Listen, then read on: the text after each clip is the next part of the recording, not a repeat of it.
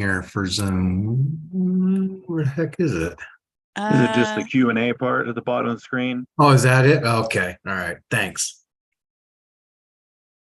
That's what I'm guessing it is anyway. Yeah, mine actually, yeah, I don't see a chat either. It must be the Q&A. Well, it usually says chat, I think. Well, it says it's got two. Yeah, I just set my info under the question and answer. I see. Okay. Can you see Okay. that, Jenny? Yeah, I can. We'll just use that for today. We'll figure it out later. Okay, so this is actually recording live now and the public will be able to see this. So you're wondering what we're doing. This is the Ambulance Service Review Committee. We are actually waiting for more members to join us and for our vice chair. Our chair, Jeff Trapp, a member of the public, is not with us today at the meeting. And our vice chair is on the way back from a fire call, so he should be joining us shortly. And we're also waiting for a quorum. So I'm just going to pause and take myself put myself on mute until we have more folks join us. This is Shelby. Hey, Shelby. Hi. We are just waiting for more folks to join. Can you drop your name in the chat in your agency?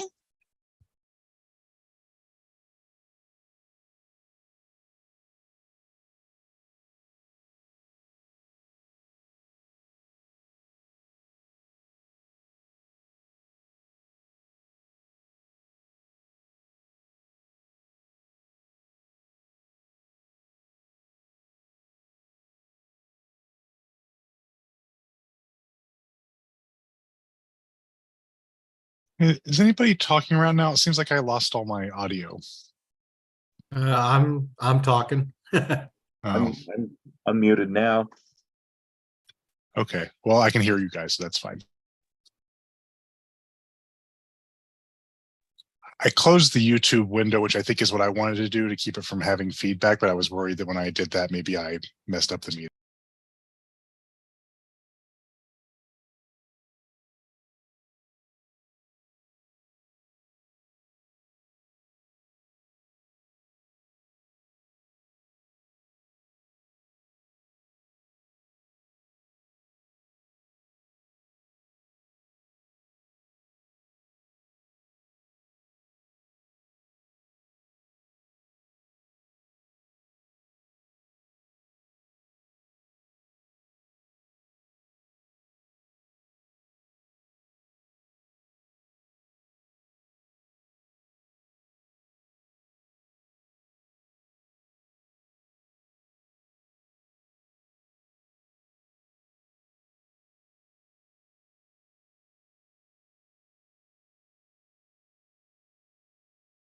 Well, so far we only have 4 of our appointed members, so we're not quite at a quorum yet.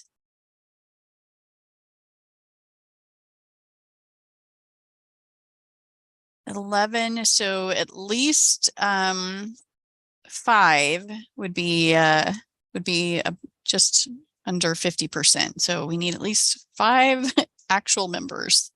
Oh, there's Ian. That helps. Great. Just so everybody knows, we are recording and we're actually going live with the county's YouTube as this is a public Board of Commissioners meeting. Our chair, Jeff Trapp, member of the public, is not able to be with us today. He had a last minute change. And our vice chair, Tom Jackson from Depot Bay Fire, is on his way, but he's on his way back from a call. And for those of you that just joined us, if you haven't done so already, if you could drop your name in the Q&A box is probably what it looks like, and just indicate your name and who you're representing. And we're waiting for our vice chair and to have enough folks to actually have a quorum. And Denise, do you happen to know if Dr. Ogden will be joining us today? So I don't, but I was going to ask, can I replace her? Well, technically, there is not a setup in the bylaws the way that the members are appointed from the Board of Commissioners to have a proxy. But we will just leave it to the vice chair to decide when he gets on. And My professional opinion is I say yes, but I don't actually have a vote. Okay. And she may just be running late, Yeah, that's okay.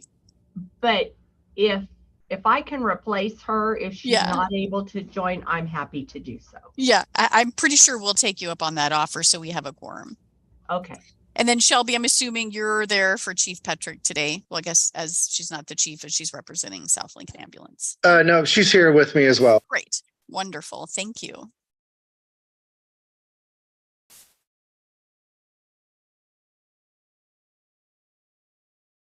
Oh, and there's Dr. Ogden. Thanks for joining us. We are just waiting for our chairperson, which now I feel comfortable. We have enough folks for our quorum. So why don't we just go ahead and I will get us started. If you've just joined us, if you could just drop your name and your agency in the Q&A, the chat box for our record keeping. We are live in Zoom using the Board of Commissioners virtual meeting. So it goes right to their YouTube page, and then this will be able to be linked right to the county website. So that's great. Our chair was not able to be here today. Jeff Trapp, our member of the public, had a last minute change. And so Tom Jackson, our vice chair, is stepping in for us today. So I'm going to go ahead and just get us started as facilitator because we do have enough folks to represent a quorum, and that way we can kind of stay on track. First thing up, review and approval of minutes. Just so you refresh you, we did not have a quorum in February. There were several of us that was there, but not enough to have an actual meeting. We did go through an informal meeting process, but of course there would not be any meeting or notes because we couldn't take any action. So we are only approving the November 9th minutes, which are in your packet. You did get those ahead of time. I think I actually had those done and sent out in November. So why don't we go ahead and just do a motion for approval of the minutes as submitted, unless there are any changes that we would need to make. Jeff from PWA, motion to approve. Great, thank you. And how about a second?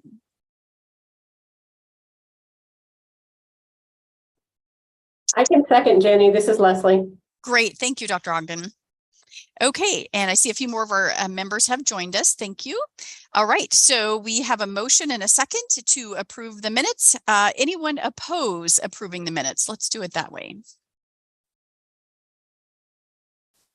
Great, nothing heard. We will show that those minutes from November of 2022 have been approved as submitted. I'm just going to double check to see if Tom Jackson has joined us yet. Nope, not yet. Okay, moving down, our quarterly ASA reports, provider concerns, commendation of service. We did not have any for this time period from January through March, but from that October to December time period, we actually did. We did review these during the February meeting. So Jeff, I think a couple of these really are yours. So I'm just going to scroll down to that section. And Sure, and actually, didn't we have one from a citizen regarding a transfer we supposedly refuse to take? Oh, you are correct. We actually did. Why don't you just brief them on this one, and then I will go see if I can pull that up. Okay, on the one you're showing on the screen right now? Yep, those are the ones from that prior time period, October through December. Sure, okay. Let's see. We reviewed the delay in response time and Depot Bay call. I think at one of the previous meetings we had discussed about who can request North Lincoln Fire in this example to come assist, and really any of the fire agencies can go ahead and request mutual aid from either Yachats or North Lincoln Fire, especially if we have an extended response. Same thing, we reviewed the one on 819, and yeah, really nothing I can report there other than I have to look at my response that I give, and unfortunately I don't have that in front of me. It kind of covers both those incidents. Let's see. And I might actually, I guess I didn't have your response in here. I think we had just included it in the email. So my apologies. I think it already went out to the members by email, but I could follow up after this meeting. Okay. All right. Do you want me to talk about the other one? Did you find it? Yeah, go ahead. And then Okay. I have to stop sharing in order to go find that other Sure. document. So you go ahead Okay. and brief them and I'll look for it. All right, so we had, gosh, I think it was February, maybe March.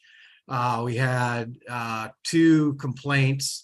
One was in reference to a out-of-town transfer that we were refusing to take. And family ended up taking the patient to Salem. I'll come back to that one in just a minute. The second one was, I'm assuming, was in relation to the same complaint as the first one, though the person did not leave any information. So since there was no information left by that particular person, we did not respond to that. The first one, I understand, my understanding is our contract does not include interfacility transfers, but I'm going to go ahead and address it anyway. So I did review that incident. I spoke with the hospital. I spoke with the family member that was involved with the incident, the one that actually reported it. It was a third-hand report to the family member. We never did get a direct one-on-one response from whoever initiated this. It started out on Facebook and then ended up about 2 weeks later coming as a complaint form through the county's website. This was a transfer for a non-critical patient that needed to go to Salem. It was the day of the ice storms. We had a slight delay while we were waiting for basically Highway 20 to thaw out a little bit. The family, or I believe family members who happen to be two ex-nurses, spoke with the physician about the ability to take the patient themselves instead of waiting. The nurse they spoke to the attending physician. The attending physician had no problem with the family taking the patient, and the family chose to go that route. The report that I got through between the Facebook posts and everything else was that we just flat out refused to take it. I just want to be clear, we did not refuse to take it. We had a delay in response, one due to weather. We showed up about an hour and a half after the initial call to take that patient. And that's when we found out the family had taken the patient home, or excuse me, over to Salem. So I reached out, I spoke with the person that did report it through the county form. We had a pretty at-length discussion.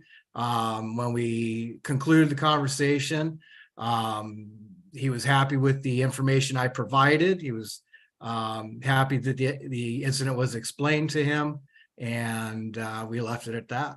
So that's where we're at with that.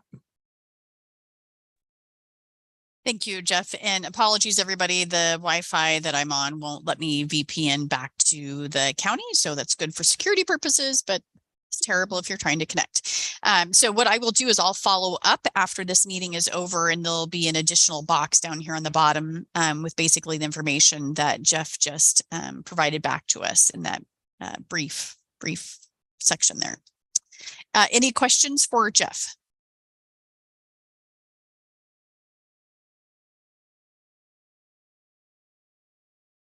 And Ken, can you make Tom Jackson one of the panelists, because he'll be the chair, or does he need to be a panelist?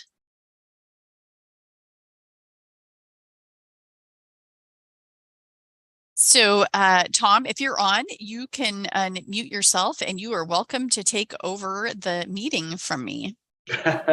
I presume we've got a quorum then, right? We do have a quorum, and we're right here at follow-up items November 2022. That was a carryover from obviously November. And we had much. Go ahead. Tom, I don't think I need to make you a panelist. I can if you like. It would just kick you out for a second, and you would come back in. You'd have to be unmuted again.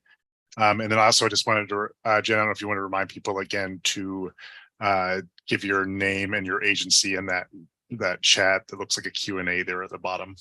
Yeah, thank you. So if you've joined us since the beginning, just drop your name and agency in that Q&A box so we can capture it. Right. Okay, did we talk about the follow-up item for November of 2022 automatic mutual aid requests with fire districts? No, we did not. Okay. It's been a few moments since we've last met, and I presume that that we're talking specifically amongst ambulance service providers. Would that not be accurate? Is And I that can- accurate? I can scroll down to the minutes so we can see what our conversation was. Okay.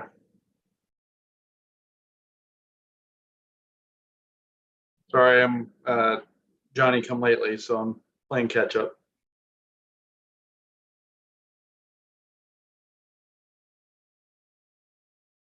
So I think it's that part there. Recommend that both reported concern items be noted as reviewed by the committee. Will request ASA providers, fire district, dispatch centers work collectively to resolve the mutual aid request process and report back at the next meeting. So I think this was in response to the ambulance concerns that Depot Bay Fire and I think North Lincoln had sent in regarding PWA service. Yeah, if I remember, I think I remember vaguely, and I think it was a mechanism to, and I know that Jeff, I just heard you talking on the speaker here, but I think it might have something to do with the ability to request an ambulance from, I don't know, maybe North Lincoln in the event that PWA happens to be busy with either high call volume or low staffing levels. And I think we had an example a few months back where we had an engine company kind of listened up and basically came back and requested North Lincoln Rescue 15 to respond because either A, there was no ambulances available at the moment, or they were coming from Waldport. I can't remember which. So excuse me for my vagueness on the topic. Jeff, does that seem to ring a bell with you? It does. And I think the answer to that was, I mean, I think I mentioned it, and you may not have been on yet, Tom. I mentioned that, the fire departments can request either North Lincoln Fire or YAHOTS.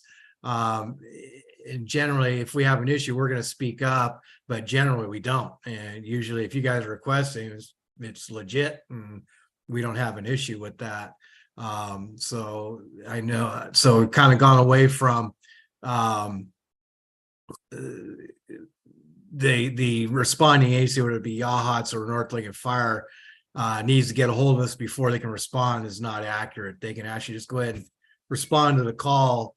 If there's a concern, we'll discuss it afterwards, but not during the call.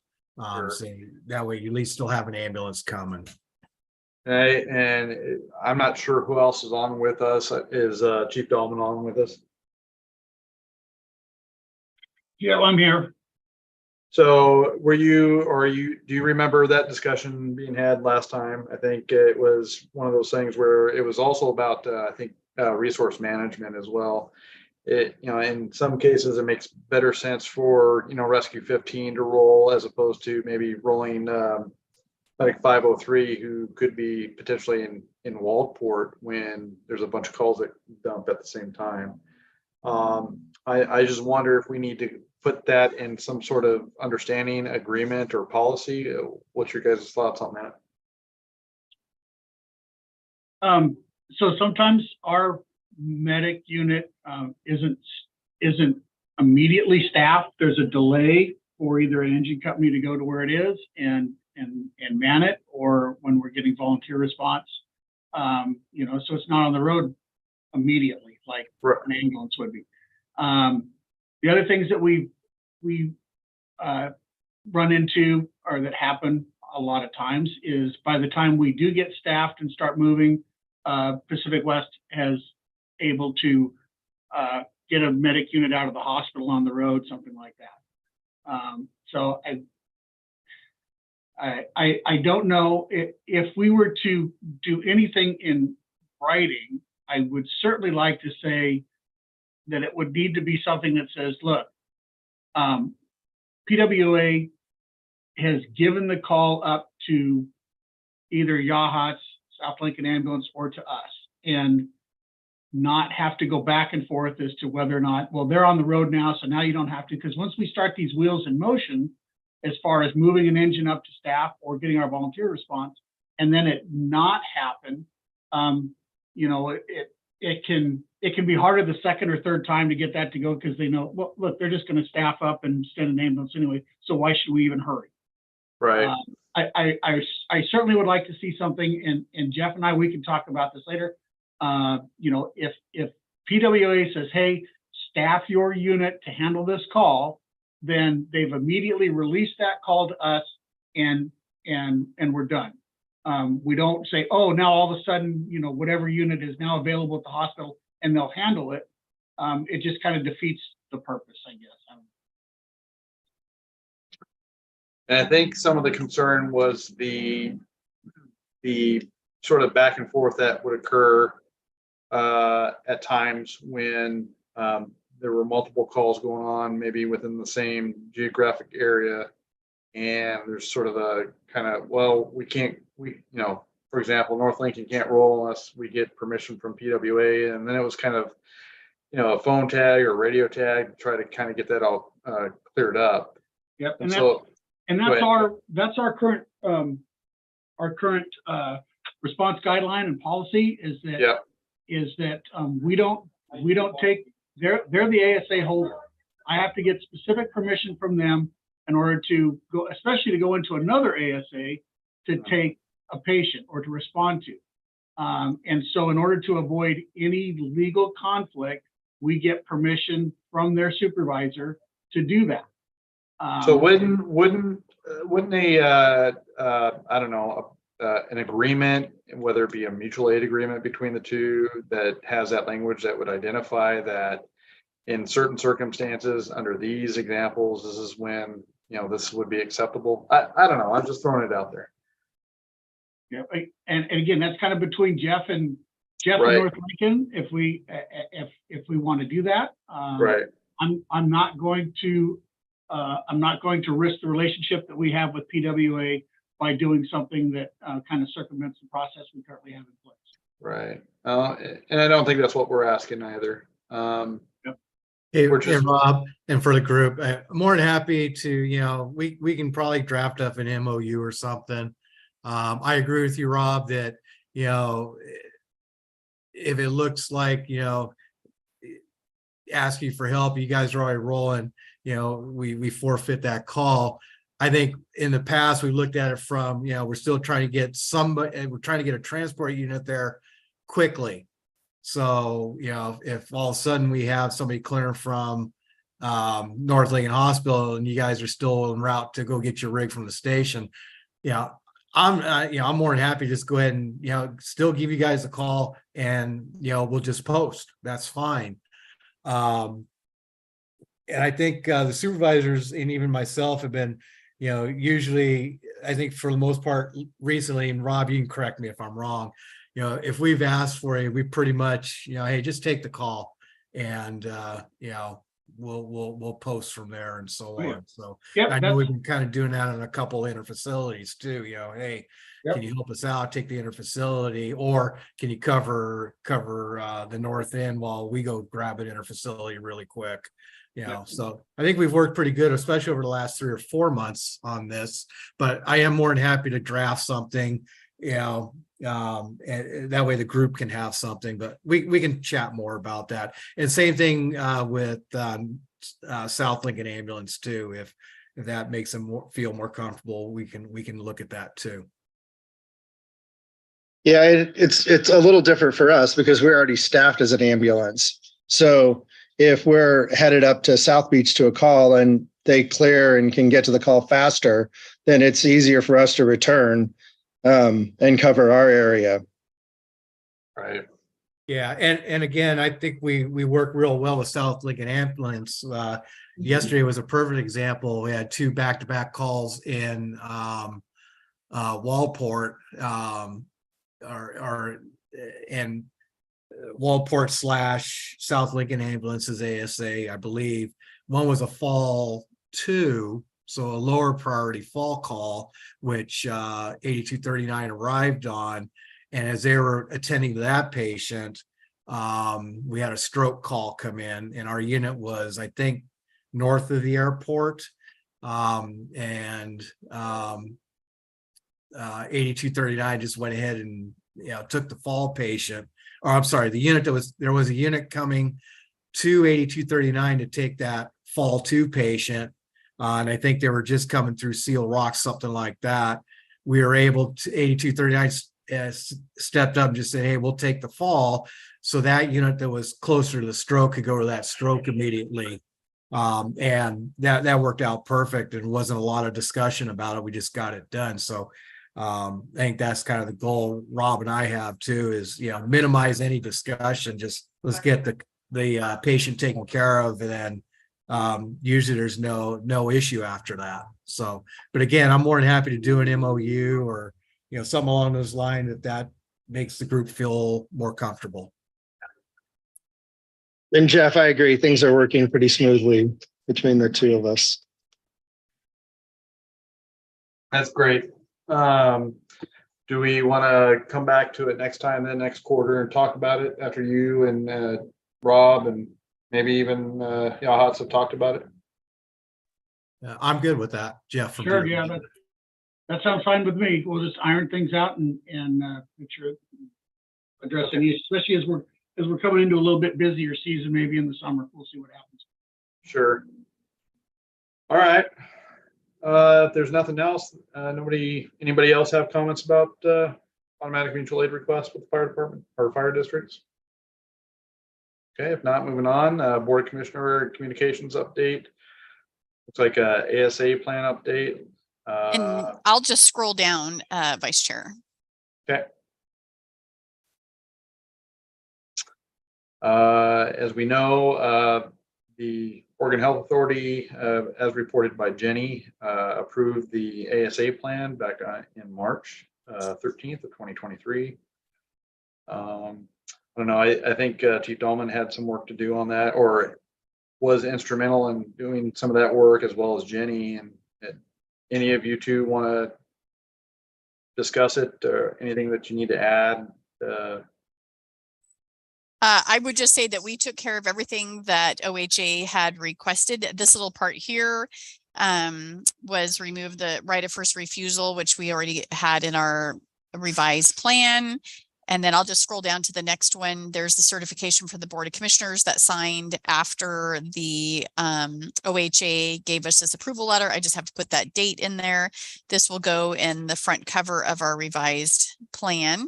And then we're done. And it will be put on the website. We have a new county website, and I just haven't had time yet to work that into the new website posting. Awesome. Chief Dahlman, you got anything? Nope, I got nothing. I'm just glad it finally went through. It's been a long process. All right, great. Okay, moving on to, let's see, ordinance recommendations, 2021 ASA ordinance recommendations to Board of Commissioners.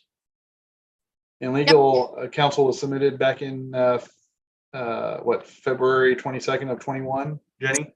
Yeah, it may be good now that, we have a new county administrator. Perhaps we can get the chair to maybe have a conversation with the new county administrator and legal counsel.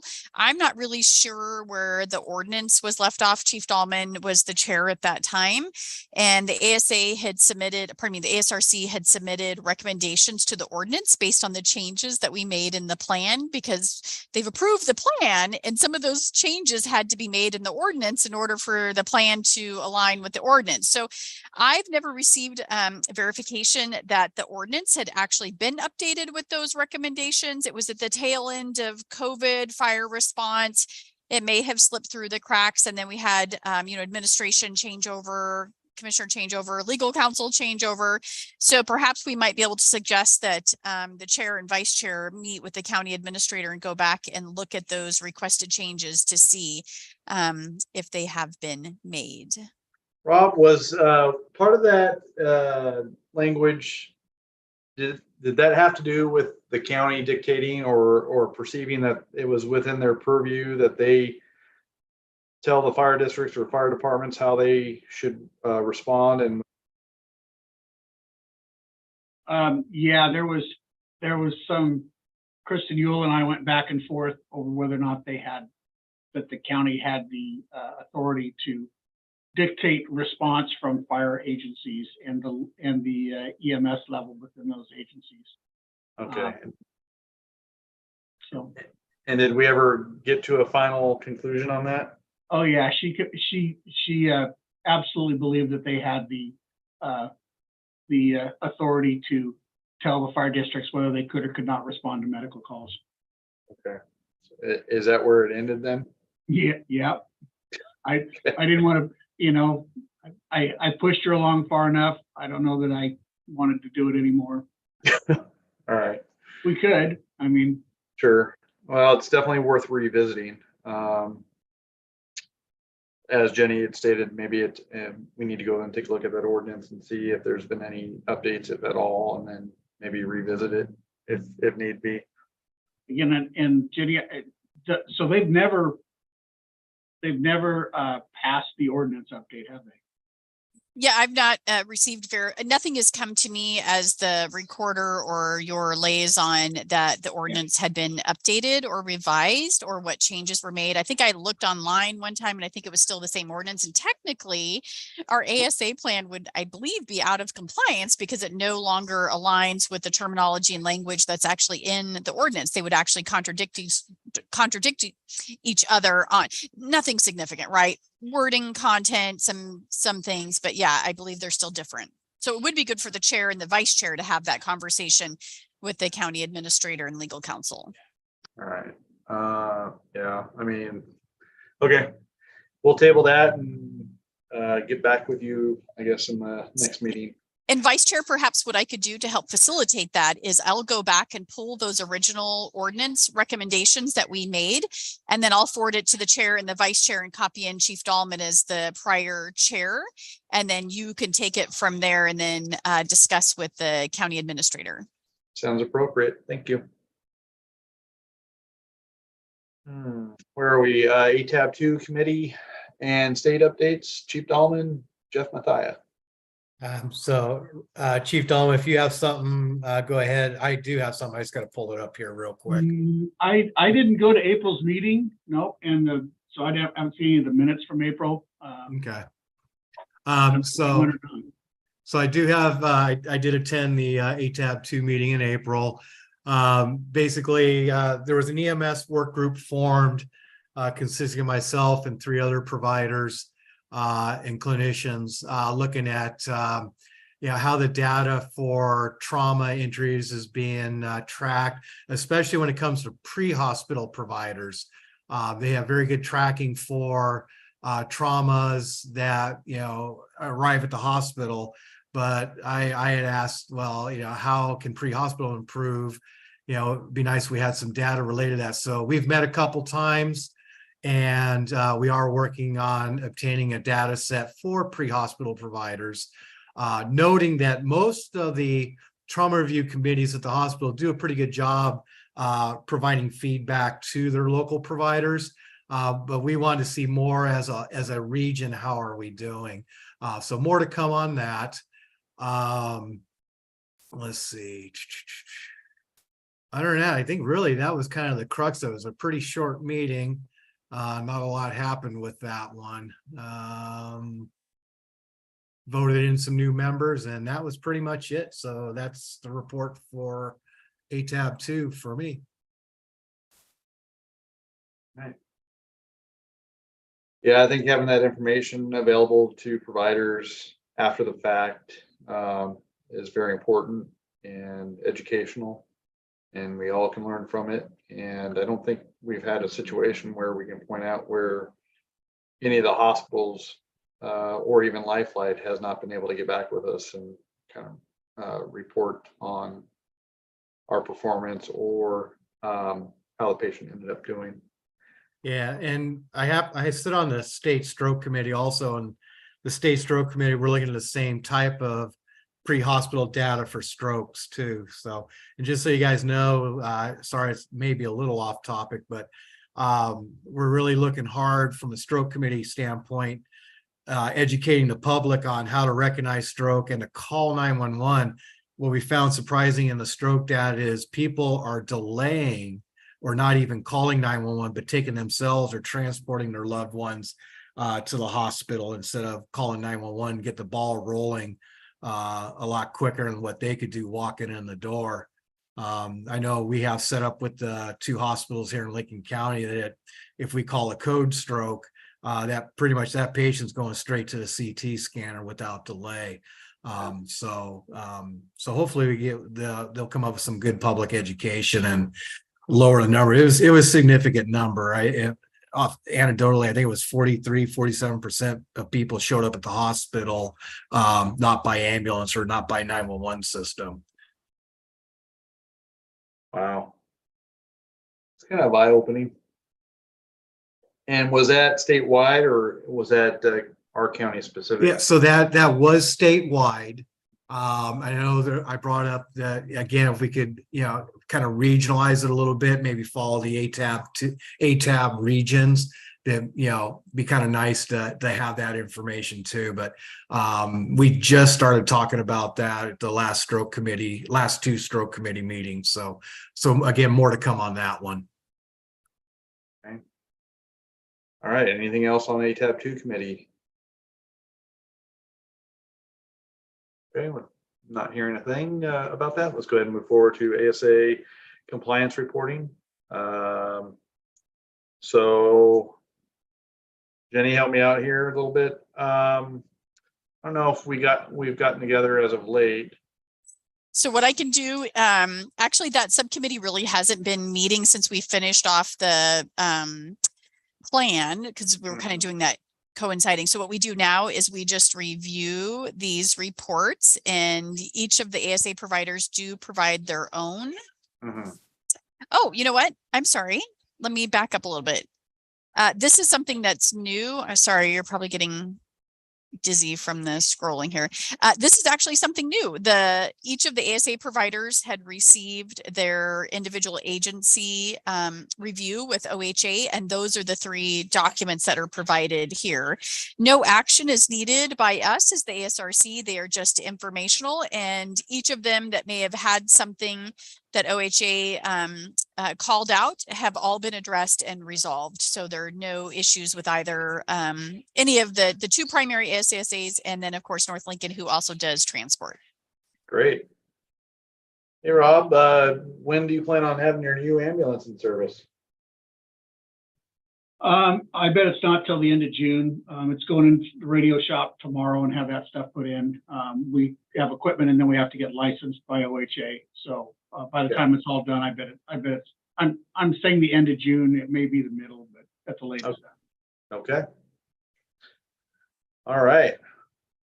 Looking at the ambulance service area compliance reports for August of 2022.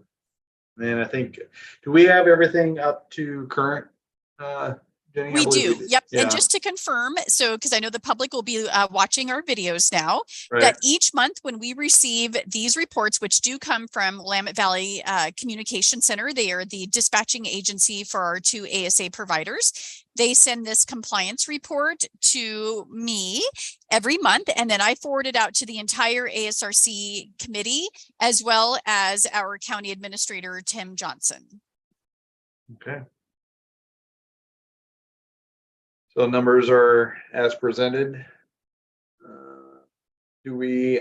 I'm guessing at this point, we're just there to review the numbers. I don't know if there's much dialogue that needs to take place in relation to that, unless somebody has any other words. Well, and yep. So Vice Chair, I'll step in, and this probably is something that we may want to have another subcommittee on, because according to the ordinance and according to our ASA plan, if the ASA provider is not in compliance, which some of these do not meet those compliance numbers, and each of the ASA providers do provide their own report. And so I know that Jeff for PWA, that some of his numbers don't quite meet that threshold or that triggering mark, that he has some point of reference. So perhaps I'll just scroll down to his. Okay. Because South Lincoln Ambulance, theirs are always pretty much at the percentage that they're supposed to be. So just stand by. Let me get down to the ones that are Jeff's. So these are the reports from South Lincoln Ambulance. They actually show us each of the individuals, which, just for those that are listening, this type of information, each individual run that they have reviewed is in the report that comes from dispatch that we send out to all the committee members. So they do get a chance to review all of these. So the ones that are generally may not make that compliance threshold would be PWA. And in this particular case, for the reporting period, October through December, PWA did request the ASRC to give them a waiver based on these 2 events for these specific days. Jeff, do you want to just touch base on those? Yeah, really. So yeah, it's really specific for the days involved, not necessarily for the entire month.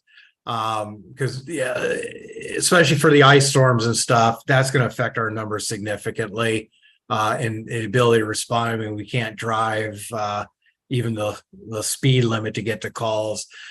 So yeah, as I see incidents like that occur, I just want to make sure the ASRC members are aware that you know, there were significant events that affected our response times for a particular time frame. Again, you know, with like every other ambulance company in the nation right now, response times are an issue. And a lot of it has to do with staffing. And, you know, we continue to work on our staffing levels, and trying to get those up to a level where we need to be. So it's a continuous struggle. There's just not enough paramedics to go around right now. So we're working on that. And I know one of the requests I noticed in the reports is, in the reports I provide, I'm not necessarily going through every single call, looking and see if did it get downgraded, you know, so on and so forth. I'm looking kind of more of what is our average response time in each area, for the call, for every call that we took. I also kind of took the average response time for the calls that were out of compliance. Yeah, and by how many minutes are we missing the mark? You know, while there's going to be 2 or 3 that are, you know, very high missing the mark, which you'll see in the report as we scroll down. You know, it's a lot of it again is, you know, get one more ambulance on the road and the numbers significantly improve. So really it's just more point of reference. There's still some data that PWA doesn't agree with that we're getting from WVCC, though I will say it has greatly improved. So such as medvacs, those are really timed response for us. They're not a 911, we got to go grab them now. Usually, hey, the plane's going to be in 30 minutes. Fortunately, we get tapped on those right away instead of when the crew's ready to be picked up at the hospital.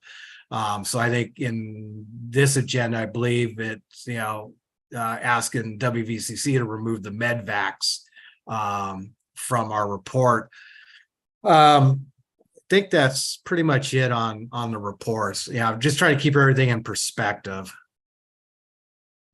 And I know I agree we need to have the subcommittee because there is some response time maps that PWA believe is not accurate as far as definition of the what constitutes a suburban, urban, rural zone. So I know that's for a much bigger discussion. And hopefully we can address that as a subcommittee. Can I ask, Jeff, if MDTs and the ambulances have made a difference? Yeah, they've helped quite a bit. But for example, some of the downgraded calls where either fire reduces us or it's like an alarm med 1 with no contact made. You know, normally that comes in as alarm med 2. Right now, WVCC is tracking anything that's a priority 1 or priority 2 call. And if it's, I have noticed that we can type a note into a call, you know, saying we're going code 1 because, you know, there's no contact made, but it didn't make it to the downgrade list. So I'm actually trying to compile that information to see, is it a number that's severely affecting us, Or again, is it just, a onesie twosie? It's not going to make any difference. So I think we're a lot closer. I'm a little happier with the data being provided than I was, 2 years ago. I felt data was just not there. So I think the MDTs have help. I think the new CAD system coming up with the geofencing and stuff is going to help out quite a bit too. Great. All right, Jenny?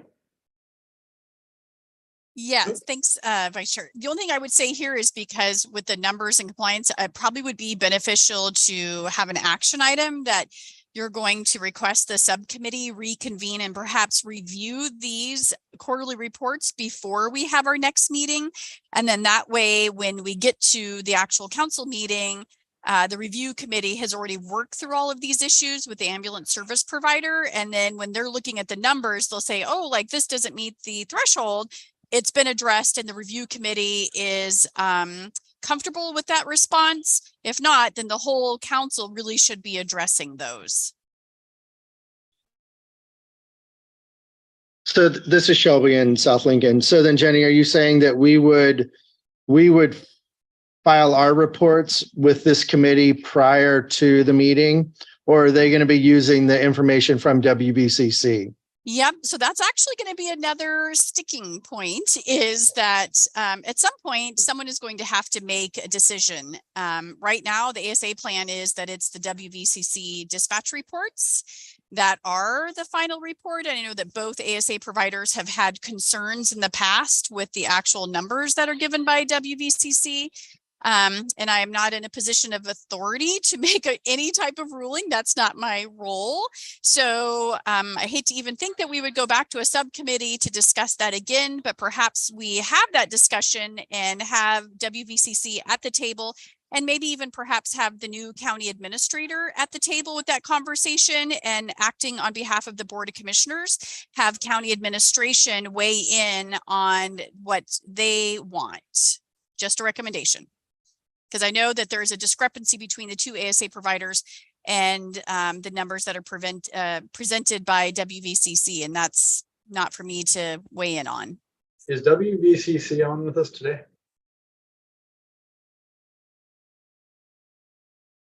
Yes, Ian is present. Our GIS person is not. Okay. So I'm wondering too, with the switch over to the new CAD system, what kind of challenges that might pose for tracking as well. As far as tracking the calls like Jeff was speaking about. Yeah. I think that's just a priority based, or we can probably exclude certain calls from that FD. But as far as the call types are still going in the same. Sure. A couple extras we're adding in there, but they're still going in the same. So if that's type that report on, I'll have to check with Lori on how she's doing that data. Ian, you need to get a little closer to your mic. It's very hard to hear you.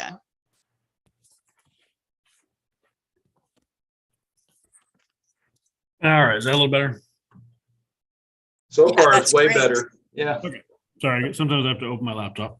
So as far as the new going to the new system, we're using the same event types. We've added one or two, but pretty much the same format. So if there's a request that's to not include certain ones, we'll have to run that by Hillary and see how she's pulling that report for that data. Okay. And then moving forward, it's do we have to make a recommendation for the committee to get back together then on this end, Jenny? Yeah. Okay. And then I believe we already have established members of that subcommittee, correct? Yes, it was the fire representatives and the two ASA providers, but I would recommend that we actually request that WVCC be a member of that review committee. Do we need a motion? I think you Yeah, could just ask them to volunteer. Okay. Okay. Ian? All right, looking for my unmute. Yes, go ahead. Okay, yeah. So is that something that we can get you to be a part of? Yes, I think we can do that. Okay, great. And then I guess we would have to come up with a day day and time to meet, to have that discussion. Any suggestions? Jeff from POBA, I mean, do we want to say something like the first Thursday of every month, something like that? I mean, I'm not particular on any particular day, but do you want to do something like that? I'm not opposed. Chief Dolman?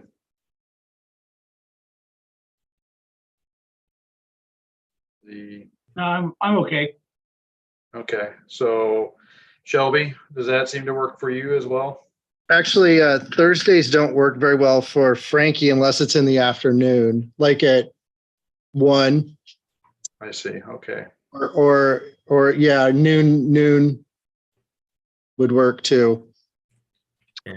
Yeah. I'm not, go ahead. As Wednesday's great for me too. That's fine. Or Thursdays at 1 or 2 o'clock, and maybe set a time limit of 2 hours for each meeting, something like that. So then what I hear Jeff proposing is maybe the first Thursday of every month at 1 p.m. Does that seem to work for everybody? You lost me at 2 hours. Yeah. I bet you guys will be able to get through it pretty quick though. Because I would- you're only looking at the ones that are not in compliance. Right. Yeah, I'm good with that. Okay. Shelby, does that Yeah, that coincide works. with Frankie's time schedule? Yep, that works for us. Thank you. Okay. All right. First Thursday of every month, starting at 1 p.m. We'll do the compliance review report. All right, moving on. Let's see, what do we got next? Jenny, do you mind scrolling for me? I think I lost her. This is Shelby with South Lincoln. Do we get those compliance reports by the 1st of the month? Well, like today from WVCC, I just got the report today. So what's today's date? Today's the 10th. Yeah. So So you'll always be reviewing the one behind. The one behind. Okay. yeah, or do we want to say the third Thursday of the month for the previous month? So for example, the third Thursday of May, we would be reviewing April's data. The third Thursday of June, we would be reviewing May's data. Would that be enough time for everybody? All right, let me look. Well, you're always reviewing the prior month, and the way our council meetings are set up. So we're not set up at the last month of the quarter. We're set up a full month after the quarter so that there would be time to get those reports from WVCC to council members and review them before our meeting. So that's the reason why our meetings are set on the months that they are. I think that we should keep it the first week. Okay. The first Thursday. Okay. Besides the third Thursday, I believe, is the fire defense board meetings. I thought that sounded familiar. Sorry. No, it's all good. All good. Jenny, any more to add? Nope. The last we have there of any action items, which would just be that subcommittee is going to meet. We're going to post these recorded meetings online now. And pardon me, our next meeting, and then I'll do a follow-up meeting regarding the vice chair and the chair and do an introduction to the county administrator regarding that ordinance. So I think those are our 3 action items. Okay. And the next meeting is set for August 9th. Hey, Jenny, I'm sorry to interrupt. Yeah. So posting the reports, we're just posting the kind of the front face page, not the actual call detail reports. My concern is HIPAA violations. So I believe that this has already been addressed in the past, that information that's in that report, there's nothing that indicates who the person was. That can be a decision by you guys, but as it is, that information comes to us as public records information unless legal counsel rules differently, because there's no names in those reports. Okay. All right. If there is nothing else, I think we can adjourn. Anything else?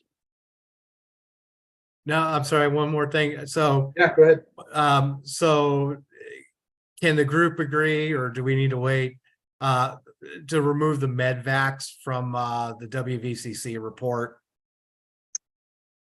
I would think that would be an automatic, yeah. Yeah, absolutely. Remove those. Yeah. Okay. Ian?